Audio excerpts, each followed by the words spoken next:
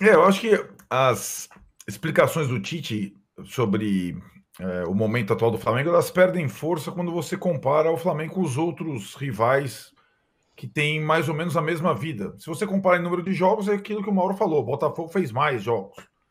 Se você comparar com frentes, você tem o São Paulo, que tem tantas frentes como o Flamengo. Se você comparar, tem todo mundo no mesmo balaio nesse calendário, de fato, sufocante, desafiador e tudo mais.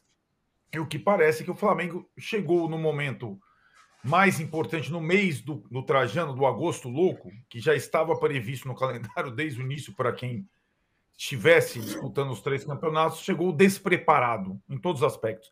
E para mim, eu vejo uma divisão de foco muito grande, sabe?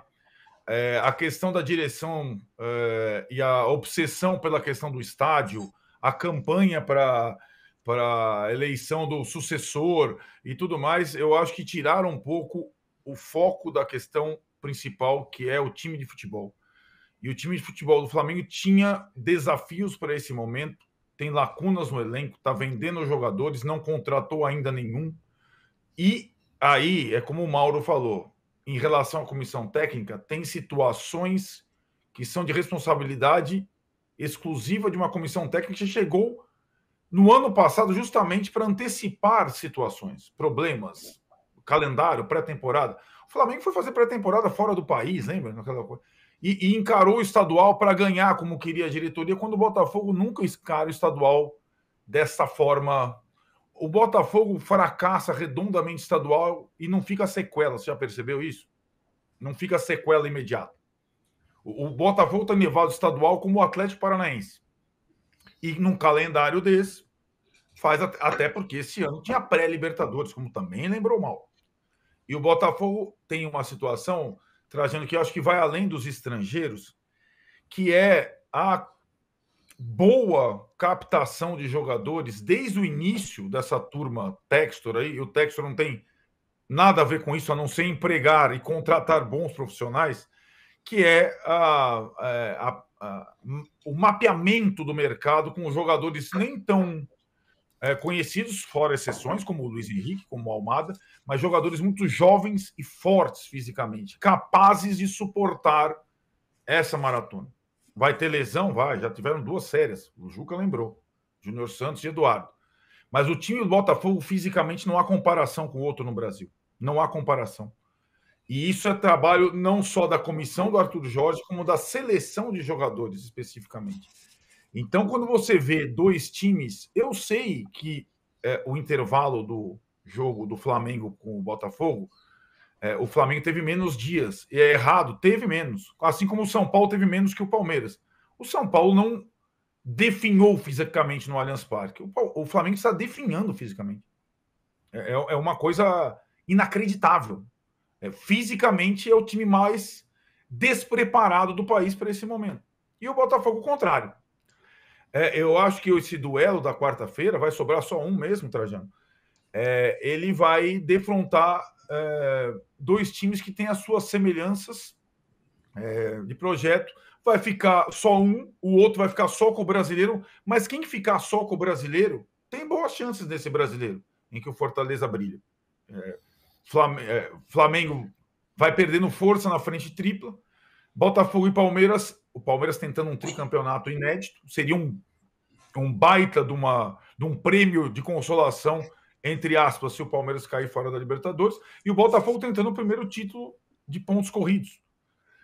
E também, né, aí comparando, para finalizar, com o outro, com o líder por pontos perdidos, o Fortaleza também tem um projeto muito interessante de contratação de jogadores com um certo perfil e de aí uma estratégia diferente de todos, que ele sempre fez, o Vojvoda sempre fez, de revezamento de jogadores em todas as partidas. O Fortaleza não tem time titular. O Botafogo tem, o Palmeiras tem, o Flamengo tem, o São Paulo tem. O Fortaleza não tem.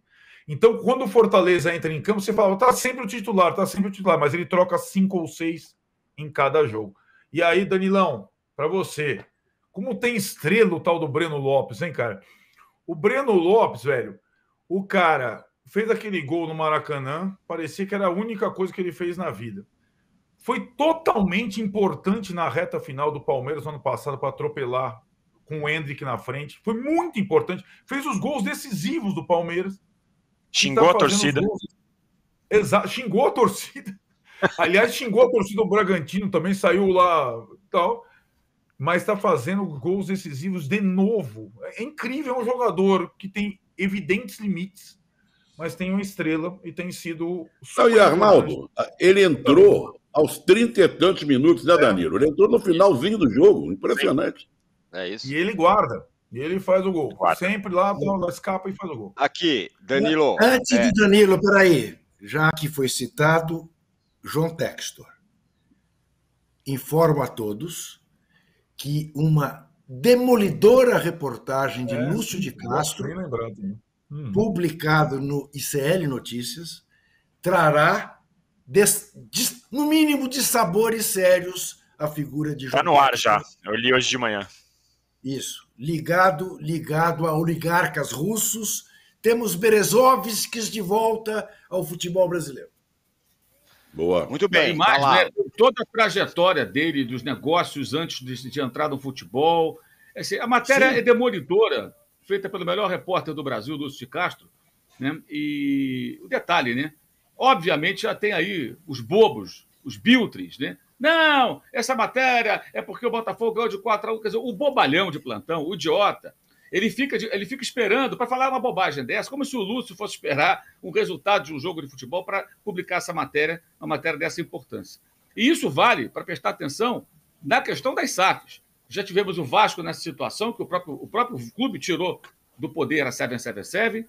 Tem essa situação do Botafogo, do Textor, que parece realmente cada vez mais um castelo de cartas. Na França, o Lyon não pagou os jogadores que contratou e teve o clube protestando, o Metz, né? Ou seja, isso também está acontecendo lá. Na Bélgica, o pessoal lá do Molenbeek reclama muito também da gestão.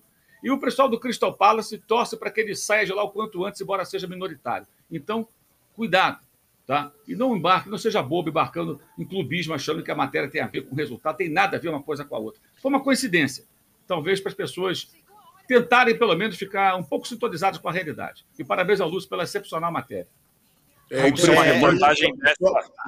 Só colocando o dedo no personagem. Até porque uma reportagem de tamanha profundidade levou, evidentemente, muito tempo para ser apurada e não fica dependendo de resultado de jogo de futebol. Óbvio. Só quero botar meu dedo nessa história, que é o melhor repórter brasileiro desempregado, que não tem espaço nas emissoras de TV, sabe, trabalha... luta bravamente com o seu do esporte light, você entendeu?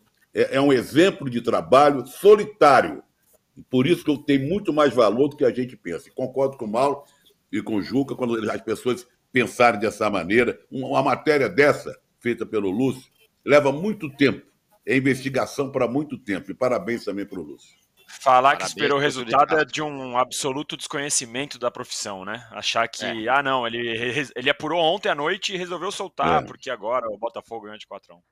Danilão, vamos lá. O Botafogo mete 4-1 no Flamengo, sai grandão para esse jogo contra o Palmeiras, e o Palmeiras ganha, enfim, do São Paulo por 2-1, uma vitória que também dá moral, em que pese todas as confusões que aconteceram no final. Saiu a súmula do Klaus, entre outras coisas, expulsos na confusão apenas o Zé Rafael e o Nestor.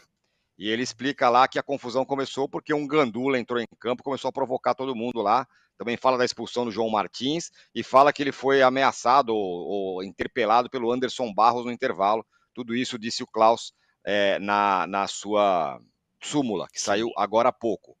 Agora, vitória importante do Palmeiras. Também chega com moral, você acha?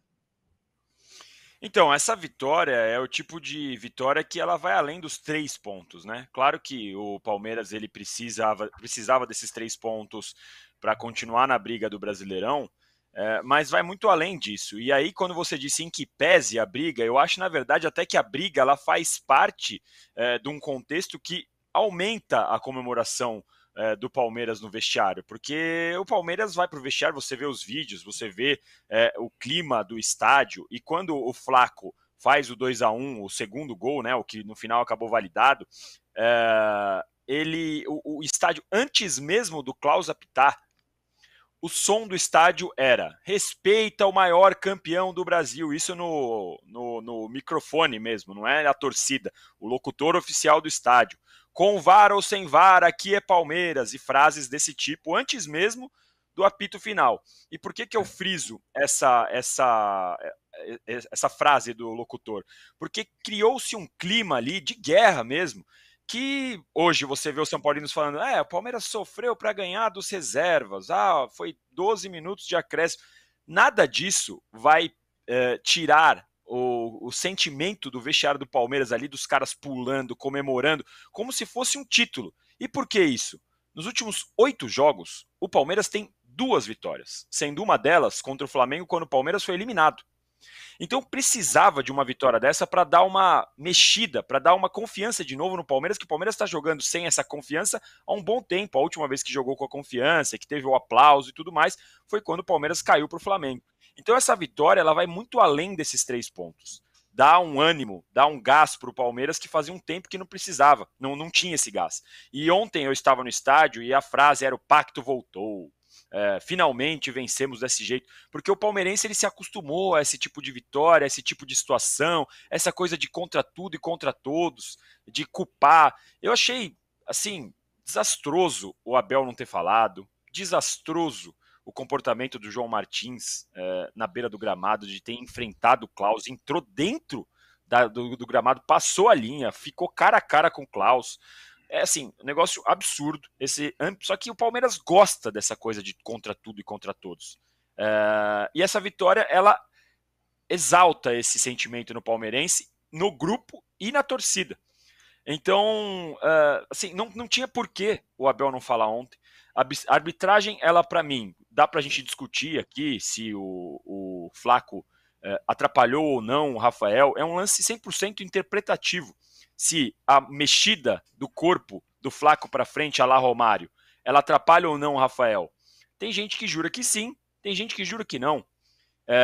E eu tenho certeza que se fosse contra o Palmeiras, o Abel estaria falando que esse lance deveria ser sim marcado impedimento.